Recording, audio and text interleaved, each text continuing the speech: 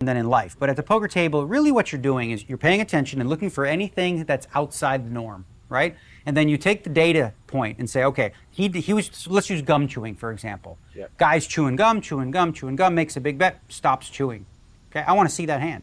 If he was bluffing, right, I'm going to keep watching. Next, like an hour later, he's chewing gum, keeps on chewing. Okay, well, this time he had it. So now I've got in my database a very small sample of like, this guy, maybe when he stops chewing gum, that means he's weak. That's a very like obvious example, right? But there's subtle things like posture, what your eyes do, where you look, your breathing tendencies, even the way that you put your chips in the pot. We're looking for every little angle and little different thing. When people see the flop and they like what they see, subconsciously, they don't even know they do this. The first thing they do, they go like that. They look at the chips. Because subconsciously they say, ooh, I like this. I need to bet chips.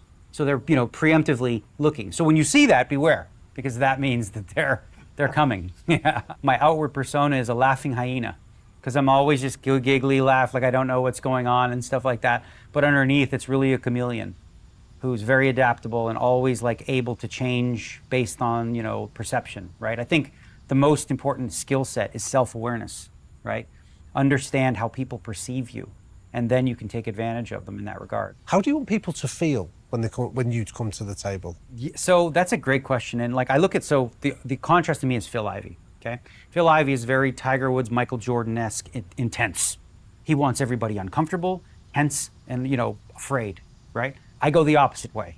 I want people casual, I want people laughing, I want people to put their guard down.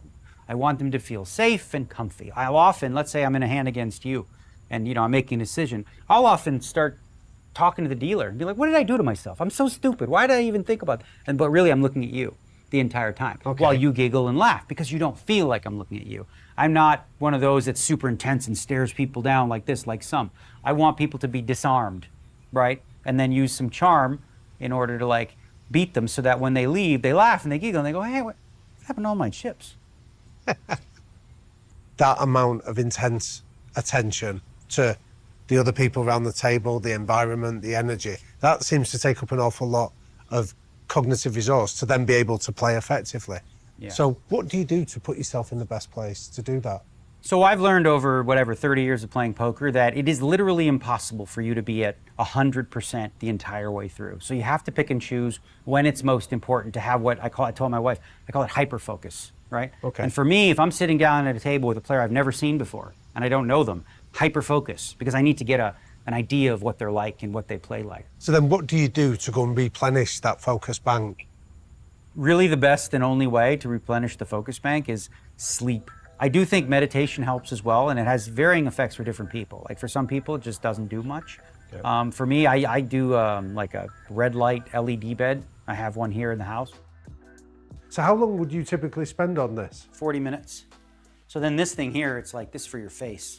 Right. But you would just put this down and like put it directly right over your face, and you'd have to wear the goggles and things like that. Okay. I'll lay on this and I'll use it as an opportunity to meditate too. Okay. So, kill two birds with one stone. It's funny because meditation is supposed to be about just relax and let go. But like when I do it in here, I feel at least productive about it. So, because I feel like, what am I just doing here? I'm just sitting here. There's a British journalist called Nick Hornby that says you can judge somebody by their record collection and their book collection. Oh boy. I don't know about that. It's a very weird one. Oh, I love this Tim Ferriss one. Yeah, the I'm in Tribe that of one. Mentors. Are you in it? Yeah. Yep, that's me.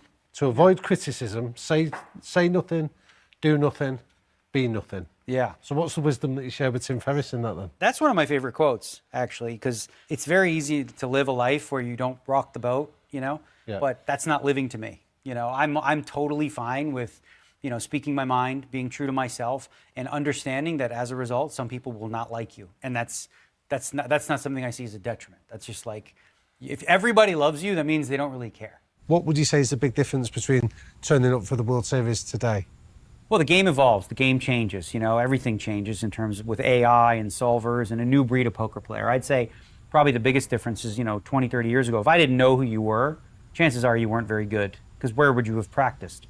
Today, people play online. They play on GG Poker, and they get a lot of hands in playing online poker. So sometimes I might sit with a guy I've never seen before, but he's an expert, Yeah. And that's probably the biggest change is sort of like now there are some people who, can get to like a very high level without having to play, daily against me. Yeah.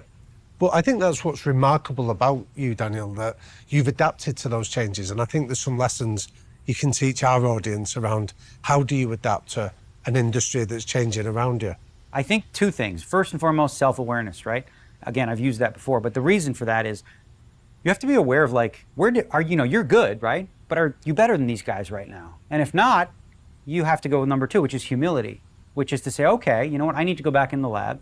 And for myself, for example, I hired 2 guys to coach me on using the software because I'm not a computer guy. I don't even know how to turn this stuff on.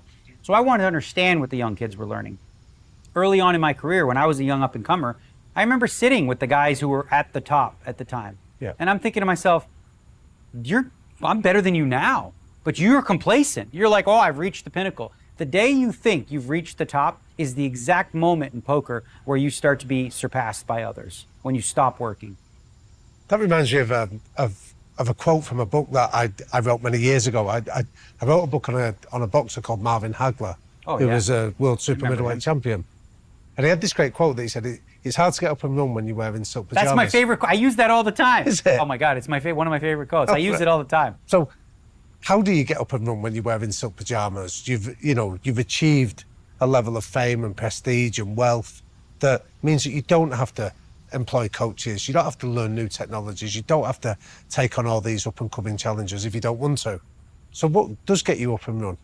So one of the things that I'm unique in is I've always been easily self-motivated. Like I always find new challenges, and I enjoy, like part of what makes life enjoyable for me is goal setting, finding new ways in which I want to like prove people wrong. I kind of love haters in a way, because haters fuel me. For like 30 years, I keep hearing about, oh, he's washed up, he can't win no more. I'm like, oh yeah, watch this, And so that's sort of something that's always driven me. But also the other thing I do too is I cut back. I make sure now that I'm only playing when I really feel like it, when I want to. Because if I don't, like last year I had not a great year, partly because I was playing too much and just kind of going through the motions where I didn't care enough. Okay. So the breaks in between are super crucial. I'll play 7 weeks. I'm not going to play a hand of poker in the next 6-7 weeks, so that I'm just fresh and ready and can't wait to go play. Okay. You spoke about the haters, that you actually love them. Explain more on that. I find that whenever I'm doubted, it brings out the best in me. Some people crumble under pressure or, criticism. I'm the opposite. I like it. I'm like, okay, bring it on. I kind of enjoy that. It motivates me to just be a better version of myself, especially if there's any points in my career I'm like, you know what, they're kind of right. I need to work harder. I need to be better because these guys are, learning things that I haven't. And the more you see the same thing, the more apt you are to be like, make better decisions. So I look at mistakes. I'm excited about mistakes. Okay. Because mistakes are an opportunity.